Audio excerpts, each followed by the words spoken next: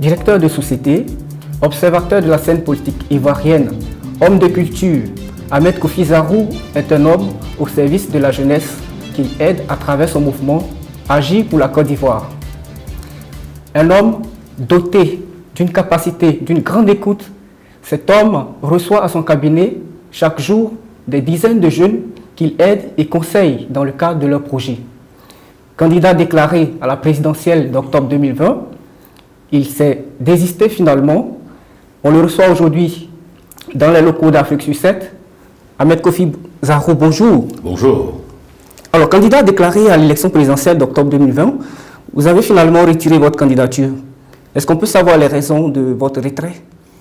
Tout d'abord, je voudrais vous remercier de l'opportunité que vous m'offrez de me présenter à nouveau aux Ivoiriens et de me donner la possibilité d'intervenir sur votre plateau. En effet, je me suis engagé à servir mon pays, à servir mes concitoyens, en m'engageant à la course à l'élection présidentielle.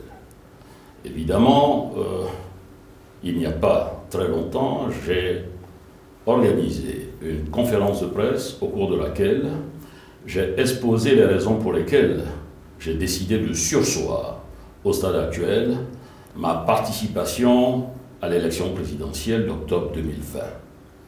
Les raisons essentielles sont simples. Vous savez que nous avons un nouveau code électoral qui malheureusement ne fait pas consensus. Ce code électoral, je l'ai dit, est discriminatoire, il est injuste et arbitraire. Il crée les conditions, je dirais, de germes conflictuels et confligènes.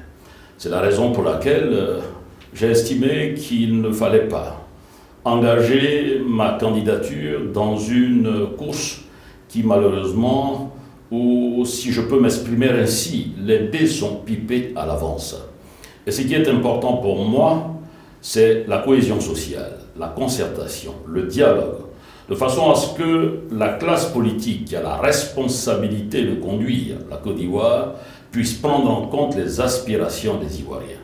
Ce qui motive mon engagement au service de la Côte d'Ivoire, ce sont les Ivoiriens, c'est la Côte d'Ivoire. Et j'estime qu'en l'état actuel, et je ne suis pas le seul d'ailleurs à le dire, l'ensemble de la classe politique estime que ce code électoral est un code arbitraire, est un code discriminatoire et qu'il porte en lui les germes d'un conflit à venir. Par conséquent, je ne pouvais pas poursuivre cette candidature. J'ai aussi expliqué que malheureusement ce code électoral, dans deux de ses points essentiels, notamment le parrainage et la caution à 50 millions, montre bien qu'on ramène le débat d'idées, le débat de projet de société, le débat de programme de gouvernance pour la Côte d'Ivoire à des questions matérielles, à des questions qui malheureusement donnent l'impression que notre pays veut faire le nivellement par le bas. Non, il faut qu'il y ait une compétition équitable pour tous, de manière à ce que les Ivoiriens puissent juger de la pertinence des projets qui leur sont proposés et de suivre ou d'adhérer le programme qui leur semble être le plus à même de répondre à leurs attentes. Voilà un peu en quelque sorte les raisons qui ont motivé la suspension de mon engagement au stade actuel à la compétition à l'élection présidentielle. Quel est votre ancrage véritable dans le peuple ivoirien? Est-ce que vous aviez véritablement les hommes et les femmes qu'il fallait? Je dirais oui, dans la mesure où, depuis que notre mouvement existe, nous avons eu à rencontrer les différentes couches sociales de notre pays, que ce soit les femmes, les jeunes, les vieillards, les commerçants, les agriculteurs, les étudiants, les travailleurs. Nous avons eu l'occasion de parler avec, je dirais, toutes les couches sociales pratiquement de notre pays. Et ce qui ressort de nos échanges, c'est que ces couches sociales ont bien compris le combat que nous menons pour la Côte d'Ivoire et les Ivoiriens. Nous voulons que les Ivoiriens soient dans leur pays ceux qui participent au développement de ce pays-là. Nous voulons qu'en Côte d'Ivoire, l'éducation soit à la hauteur des attentes, des ambitions qui sont les nôtres. Notamment former une jeunesse de qualité qui puisse être celle qui reprendra la relève.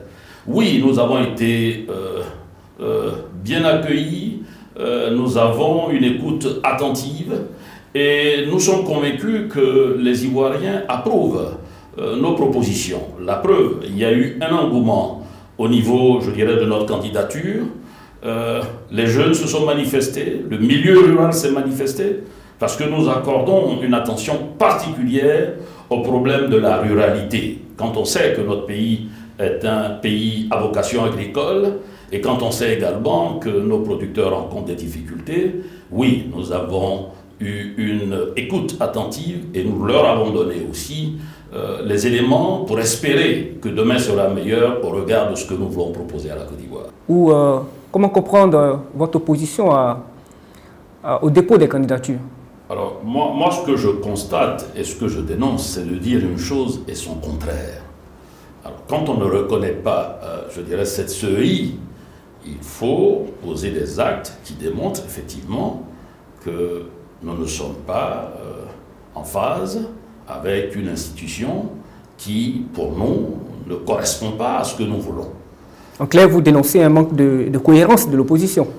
Je n'irai pas jusqu'à dire cela, mais je ne sais pas à quelle stratégie cela répond, mais je constate simplement que l'opposition est allée déposer les candidatures à la CEI, cette CEI qu'elle dénonce comme étant une CEI qui ne correspond pas et qui ne représente pas, je dirais, celle qui est à même de garantir une élection juste et transparente. Et c'est ce qui est ressorti des propos tenus par l'opposition. Donc si cette CEI n'est pas celle qui garantit une élection juste et transparente, il aurait fallu que l'opposition s'abstienne. Deux des candidats qui ont le soutien de l'opposition sont radiés, ou du moins ont été radiés de la liste électorale. Il s'agit de Laurent Gbagbo et Guillaume Soro. Et contre toute attente, leurs partisans ont quand même tout de même déposé leur candidature. Comment vous réagissez face à cela? Cela n'est pas le cas. Et je trouve que ce sont des décisions que je ne voudrais pas interpréter. Mais de mon point de vue, le président Laurent Gbagbo est un acteur majeur de la vie politique en Côte d'Ivoire. Il aurait fallu, dans le cadre justement de cette volonté d'aller à la paix, d'aller à la réconciliation, créer les conditions de l'apaisement. Et c'est pour ça que je dis très souvent, on ne peut pas se réclamer de la philosophie du président Houphouët-Boigny qui nous a toujours demandé, quelles que soient les difficultés que nous rencontrons, d'aller à la concertation, au dialogue, de manière à trouver ensemble les solutions qui permettent que nous puissions aller de l'avant dans l'intérêt de la Côte d'Ivoire. Que j'exprime que ce Conseil constitutionnel qui a une grande responsabilité dans ce tournant de notre pays prenne les décisions qui rassemblent les Ivoiriens et non qui les divisent.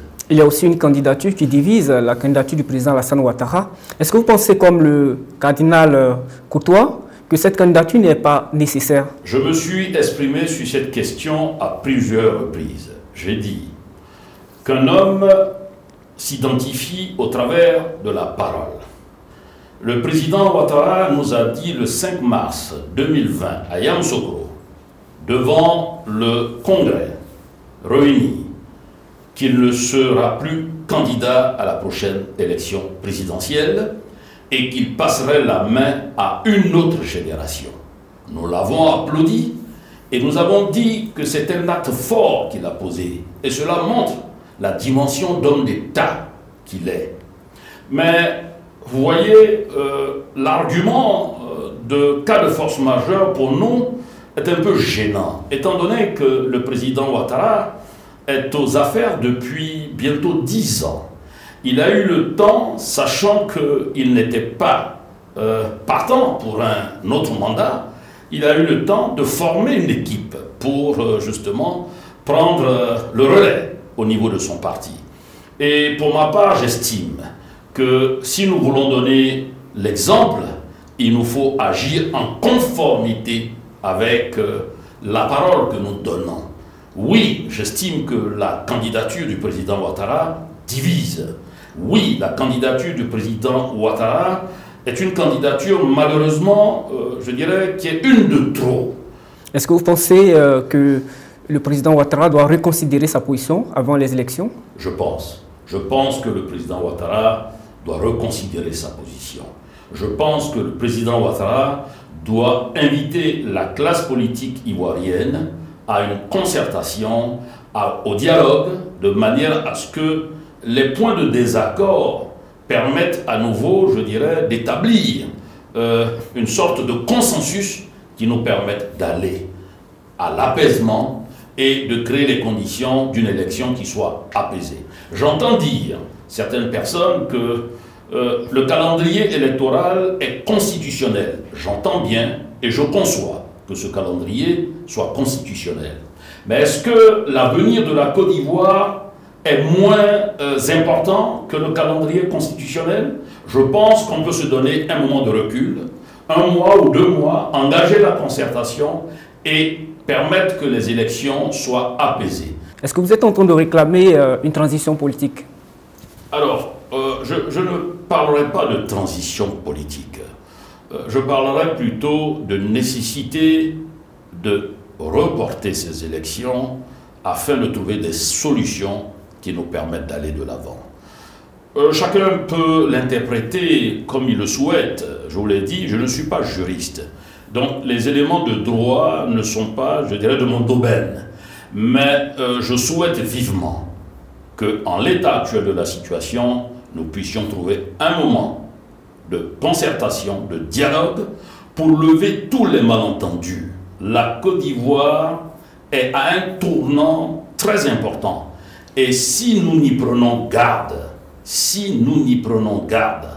nous allons conduire notre pays dans une crise préélectorale ou post-électorale qui n'est pas faite pour permettre aux Ivoiriens de vivre en toute quiétude et en toute sécurité et en sérénité, en toute sérénité. Pour vous, pour créer les conditions d'un scrutin apaisé, il faut prôner un report, il faut aller vers un report.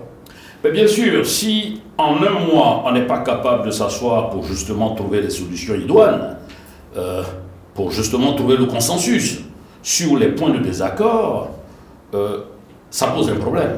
Parce que si nous allons à ces élections en l'état actuel, je peux vous dire, monsieur le journaliste, que la Côte d'Ivoire va droit vers une crise post-électorale ou pré-électorale. En l'état actuel, j'insiste, les conditions ne sont pas réunies. Et je ne suis pas le seul à le dire. D'accord, puisque vous parlez de dialogue, vous insistez beaucoup sur la paix. Près de 10 années après l'accession du président Ouattara au pouvoir, la question de la réconciliation reste encore pendante. Est-ce que vous pensez que le processus tel qu'il a été mené sous les 10 années a été bien mené? La question de la réconciliation. Alors, je dirais que la réconciliation ne se décrète pas. La réconciliation est un acte qu'on pose. La réconciliation est un acte humain.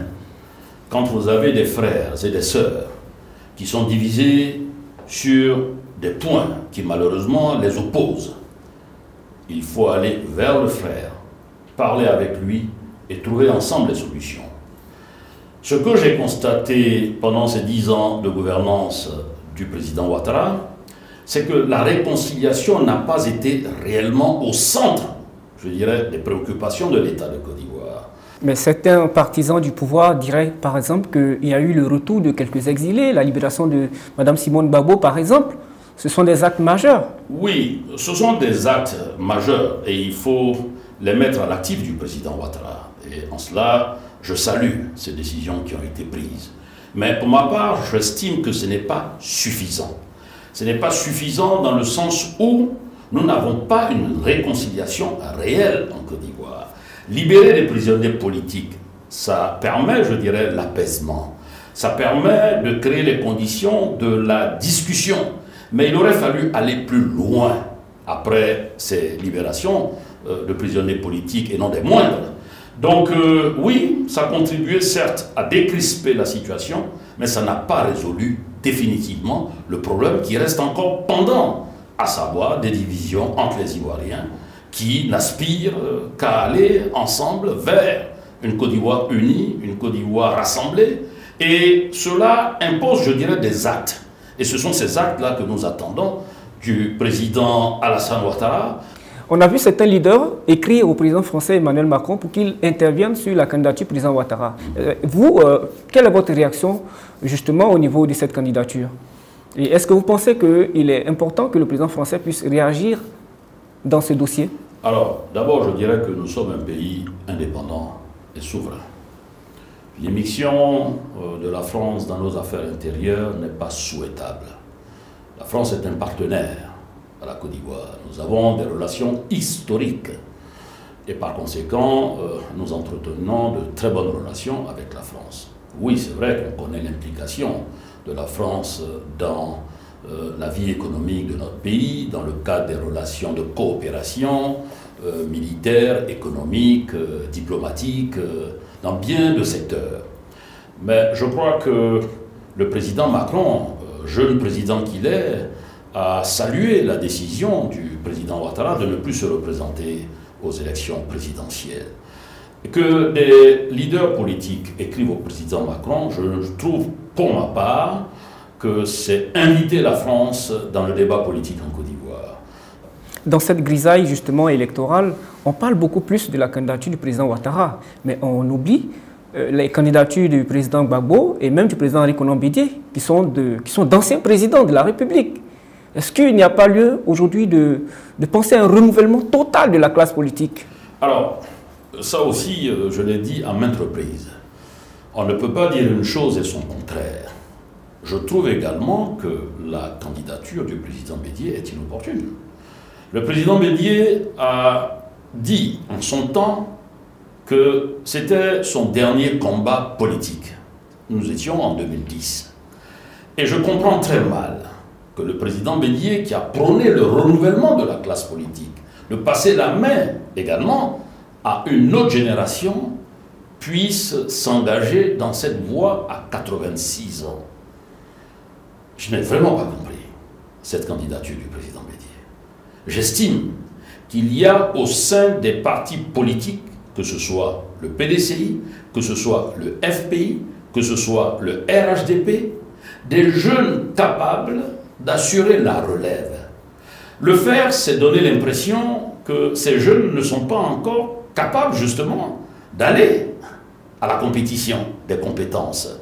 On ne peut pas dire qu'on est un vivier d'une jeunesse compétente capable d'assurer et malheureusement on désigne des personnes d'un certain âge qui devraient théoriquement aller à la retraite et puis apporter leurs sages conseils dans la gestion de la vie publique.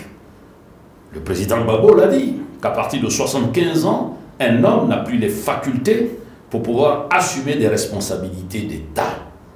Je n'ai pas entendu le président Gbagbo se prononcer. Je sais qu'un groupe représentant une plateforme, notamment EDS, qui a déposé la candidature au nom du président Gbagbo. Mais le président Gbagbo lui-même ne s'est pas présenté et n'a pas apporté, je dirais, une volonté d'aller à cette élection présidentielle. Nous n'avons pas entendu le président Laurent Gbagbo se prononcer sur la question.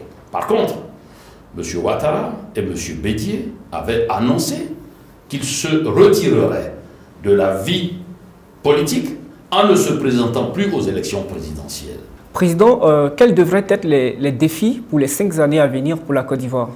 Quels devraient être les défis? Alors, je dirais que ce qui importe, c'est d'abord de prendre en compte la nécessité des enjeux qui sont ceux de la Côte d'Ivoire dans cet espace économique, cet espace des sous-ensembles régionaux qui sont les nôtres. La Côte d'Ivoire fait partie de l'UEMOA, la Côte d'Ivoire fait partie de la CEDEAO et la Côte d'Ivoire fait partie dorénavant de ce grand ensemble africain qu'on appelle la ZLEC, qui est le marché africain, le marché communautaire africain, je dirais, cet espace d'échange.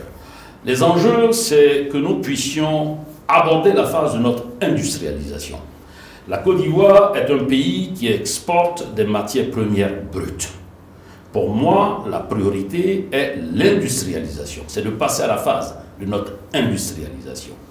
Nous devons transformer une grande partie de nos matières premières. Parce que la transformation de ces matières premières dégage des valeurs ajoutées et crée la richesse, crée des emplois. Premier axe.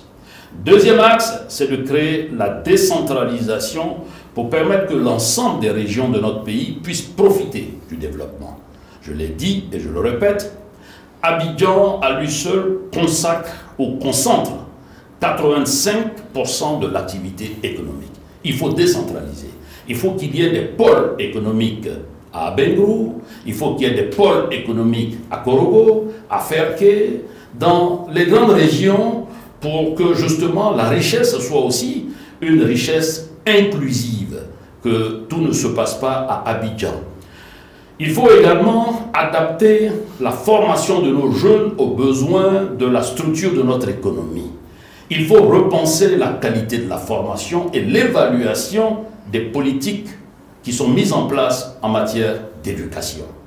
Il faut que nous ayons des nouveaux secteurs, parce que nous sommes dans un monde qui est globalisé, qui évolue, avec la technologie, la recherche scientifique, qui deviennent une nécessité pour pouvoir se mettre dans ce monde qui change, pour pouvoir avancer dans ce monde qui change. Il faut mettre l'accent sur la recherche scientifique. Il faut créer les conditions également pour que nous ayons des entreprises nationales qui appartiennent, je dirais, aux Ivoiriens.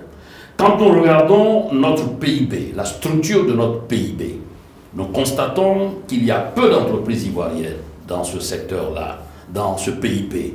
Il faut que nous puissions créer les conditions de champions nationaux. Il faut qu'il y ait davantage d'Ivoiriens dans tous les secteurs de l'activité économique pour créer les conditions de notre développement endogène. Puisque vous n'êtes plus candidat, à quoi comptez-vous vous consacrer désormais?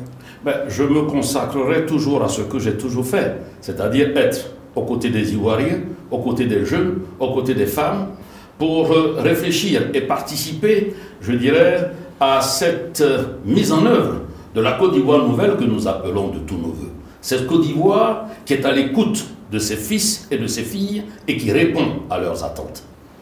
Mesdames et messieurs, merci de nous avoir suivis. Nous avons reçu en entretien exclusif pour Afrique sur 7 M. Ahmed Kofi Zarou, candidat déclaré à l'élection présidentielle qui a décidé de retirer sa candidature. On espère vous avoir satisfait et restez toujours connectés sur Afrique sur 7 et à très bientôt pour d'autres numéros.